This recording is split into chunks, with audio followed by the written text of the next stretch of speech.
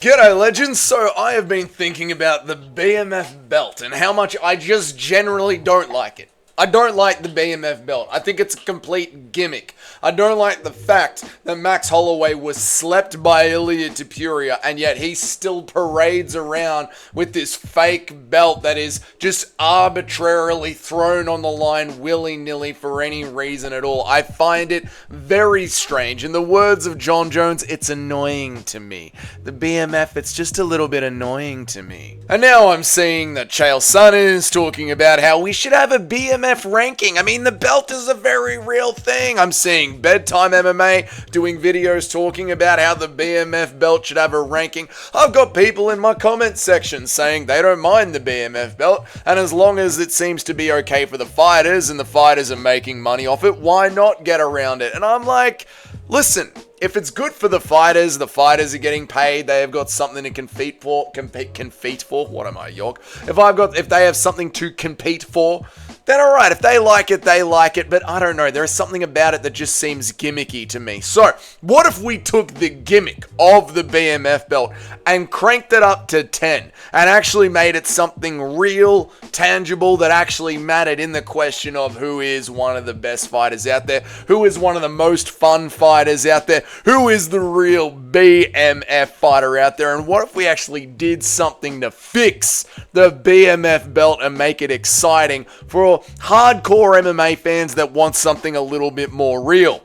That is what today's video is about. I have come up with a way to make the BMF belt something real, tangible, and I think by the end of this, you'd be thinking not only would I pay $90 for a BMF pay-per-view, I might even be willing to pay more.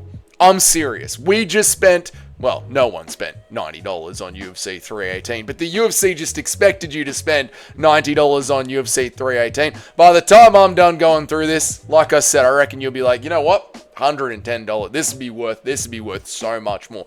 Let's get into it. My idea for the BMF Championship. What should we do with the BMF? I think it should only be run once a year. Once a year. There should not be a defending BMF champion. It should be run once a year. And how so? In a once a year I gotta move myself. That ain't gonna work at all. There we go, I'll put myself over there. In a once a year tournament pay-per-view for one night only, the BMF pay-per-view. It is a one night only tournament, not a Grand Prix. No, nothing like that. Nothing that we run it over, not like Tough or like the PFL where we run it over a couple of weeks or a couple of months. I'm talking about a one night only tournament. This is what makes it a truly special pay-per-view. Now, whenever we modern MMA fans hear one night tournament, all the old heads start to go, yeah, that's how it used to be back in the day. One night only, but it can't be done anymore because no commission would sanction it. Alright, that is the first argument when it comes to one night tournaments, and it's a complete fallacy. There are absolutely places around the world that will sanction a one-night tournament, okay? Listen, does everyone forget that we had UFC Fight Island, right? When the entire world was closing down and there was to be no sporting events anywhere, the UAE went, mate, you can have Yaz Island, which is, barely an island, but it is an island, right? Everyone had this barbaric idea of this almost Mortal Kombat scenario where there was going to be these fighters flown out to a lavish island somewhere that Dana White bought. None of that was the case, but there was just a global world government, the United Arab Emirates, that were like, whatever, mate, you want a section of an island and you want to go and get yourself sick? Go nuts, go over there. The UAE can absolutely commission a one night only tournament. That is 100% doable. I would also add Russia to this list as well that I've got here, but unfortunately there is a bit of an ongoing war with Russia, so it's not the commission that's going to be the problem. It is actually getting the athletes over to Russia. I mean, in Russia they literally will commission 2 women on 1 man, 2 men on 1 woman, a bunch of blokes in blindfolds just jabbing at each other. The Russian commissions will commission anything. But you know who's just as good as the Russian commissions? The Japanese. The Japanese still to this day will commission one night only tournaments, so we could put on a pay-per-view over in Japan and fly the fighters out to Japan. Don't act like you couldn't do it, UFC. You'll fly them over to London, you'll fly them all the way down to Australia, you'll fly them to the UAE for big fight night events like UFC Abu Dhabi, UFC Azerbaijan, UFC Saudi Arabia. Flying fighters around the world for this international fight night company is not that big of a deal. So Japan would absolutely commission a one night only tournament. Yeah, they would absolutely do that. And if you didn't want it to be in Japan, you absolutely needed it to be in America. Just remember when MMA was banned? Remember when MMA was banned back in the day in like 93, 94, 95, and the show had to go on? The UFC were like, no, the show will press on. Remember when the world was shutting down and just like we had Fight Island, Dana White was talking to these Indian reservations about making sure that the event still went ahead, and it was ESPN that stopped Dana White going to the Indian reservations. It wasn't to the UFC. It wasn't like the reservations were quite happy to allow the UFC to come to their casinos and put on one night tournaments. So if the idea is we can't find anywhere to commission a global pay-per-view, that is simply not true. You will find a fight commission somewhere that will be able to do this one night only tournament. It will absolutely be doable somewhere around the world. If not in Japan, then in Thailand, in the United Arab Emirates. If the war stops over in Russia, you could do it over in Russia. You could even do it in America on an Indian reservation. In fact, I am sure that the Mexican commissions would be quite happy to put on this kind of a night as well. So it absolutely could be done a one-night tournament for the BMF belt. Also, when it comes to, these commissions, they're just worried about the safety of the fighter. American commissions have literally said it's okay for this bloke, Zan, I don't remember his name. I should have written it down. I just Googled his name. His nickname is Geodude. The bloke doesn't have any legs, man. And they still said it was alright for him to be in an MMA fight. And he won! Against an Indian fighter. This is a true story. He didn't have any legs. He had an MMA fight. It happened in America. He didn't have any legs and he beat an Indian man. India. How can he win? Anyway, moving on. Sorry, we had to add that in. So yes, the commissions can commission a one-night fight, alright? They're commissioning a bloke with no bloody legs to beat up an Indian. We can have a one-night tournament, right? But it's not just the fact that it is going to be a one-night tournament. Oh, no, sir. It is not just going to be the fact that it is a one-night tournament. What am I doing? Let me sort out my slideshows. It's going to be an open weight tournament all the way up to 168 pounds. Now, what, Dougie? 168, what do you mean, mate? Why? Because we want to see some of that lighter man skill go up right at the limit of welterweight. You know those welterweights that sort of blow themselves up, really get over the line to become welterweights? I'm talking about the Moraleses, the Carlos Prateses, those kind of guys. We want that whole, let us face it, right? Bantamweight, featherweight, lightweight, and the lighter man skill at welterweight. These are the most fun athletes in the UFC, and I want to see them all go at each other in an open weight tournament where the limit is the guys that are not quite full on killing themselves to make welterweight, the guys that are comfortably making welterweight. You know, that range of guy, your Colby Covington sort of guy, but I don't want absolute weight bullies in there. You know, I don't want Hamzat Chimaevs in there. You know what I mean? I want to keep it at that lighter man skill and round it out, and I do think the 168 pounds max does sort of cap it off, where you could have a very interesting scenario of like a lighter man skill guy like a Piotr Jan, an Ilya Topuria, a Sean O'Malley getting into a kickboxing match with a Leon Edwards. That sort of a thing could be happening when you have it as an open weight at 168 pounds as the absolute max. And again, some people are going to be like, oh my god, an open weight tournament.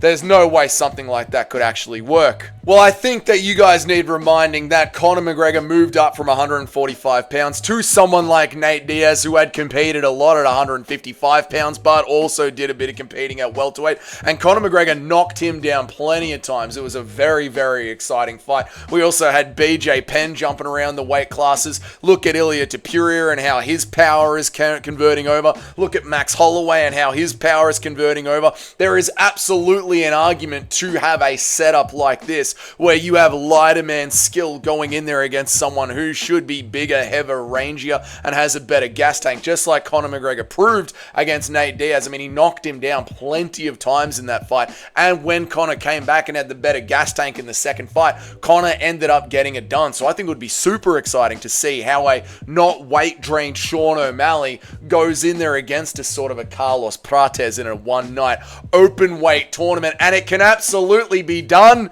because Conor McGregor and the BKFC are doing this already, guys. Conor McGregor and the BKFC are already an open weight tournament, except it's not happening over one night. Now, rather than just having it as an absolute blowout where you have a blob just killing Sean O'Malley, like I said, I want there to be a little bit of a weight class limit on it, so that way we isolate it to purely the fun fighters. And it's already being done, so it can be done again. Next stipulation is going to be you can't be a current champion. You can't, listen, we need this night to be able to happen as a sort of international fight week, a UFC Miami, something that we, the fans, get super hyped for, but we can't have it slow down the other divisions. So unfortunately, if you are a current UFC champion, you cannot compete in my once a year, one night only tournament for the open weight BMF. I'm sorry, just like, you can't have Ilia Topuria holding up the weight classes while he goes and gets his head kicked in or wants to compete in the BMF tournament. It just is what it is. As well as that, we are not having grapplers in this. I'm sorry, like, I don't mind a bit of grappling. I don't mind people throwing a ghillie and that kind of stuff, but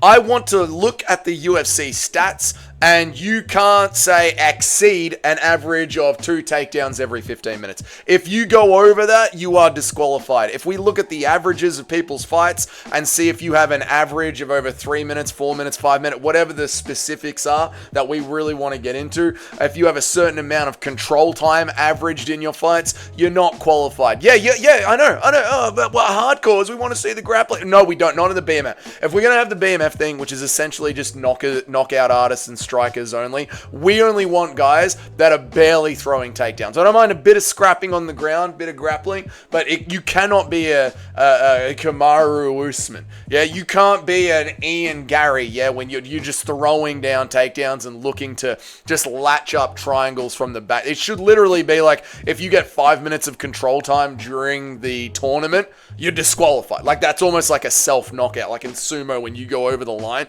If you go over 5 minutes of control time, you're out of the tournament. You're completely out of the tournament. Because there's a certain type of fighter that we're looking for, right? There's a certain type of fighter that we're looking for. You know, like, you got Dustin Poirier over here. He's averaging 1.5 takedowns every, what is it, every 15 minutes? Average takedowns landed per 15 minutes. Yeah, Dustin Poirier's at 1.5, right? Over here, we got Max Holloway over here. Max Holloway's absolutely killing it. Average takedown of less than 1. He's on 0.24 average takedowns. We don't want Merab Dvalishvili of 5.84. Wait, where is he at? 5.84 average takedown. We don't want Merab Dvalishvili, even though he is already a current champion. But fighters like Merab, we do not want him slowing down and boring up our one night only tournament. So there are certain disqualifiers where you are just simply not going to be allowed to compete. You're not going to be allowed to compete. As well as that, you're meant to be anyone, anywhere, anytime. You're meant to throw down and scrap and actually fight. Which means whatever night this is happening on, you know, you have got to at least fought twice in a 12-month period. You have to, like, we want active fighters in there. Like, I'm not getting Shavkat going in there. I don't know Shavkat's takedown average, but these are the little qualifiers that we're putting on. We're not holding up the rest of the UFC by putting champs in there. We're not holding up the night by having an average control time of over a couple of minutes and shooting takedowns constantly. We're not having guys that barely compete in their regular weight classes anyway, jumping into this one night only tournament, getting injured and then sitting out for a another year. So Colby's out, Shavkat's out. These guys that don't get in there and fight, they're not BMFs. BMFs are your Kevin Hollands. They're always going in there looking for a scrap. You know what I mean? Michael Chandler, once he stopped looking for the Conor McGregor fight, Michael Chandler's fought recently. Gaethje is sort of losing a little bit of that BMF-ness, you know what I mean? We want fighters that are getting in there often and going for it. And I know Chandler sat out for 2 years while he was chasing the Conor McGregor thing, but, you know, he got back in there, copped a loss, and then went straight back in there against Paddy Pimblett. We want guys that are fighting often to qualify for being a bad motherfucker. And that is it. I think when you take a bit of this criteria, you can see why I think you would actually end up paying a lot of money for this pay-per-view.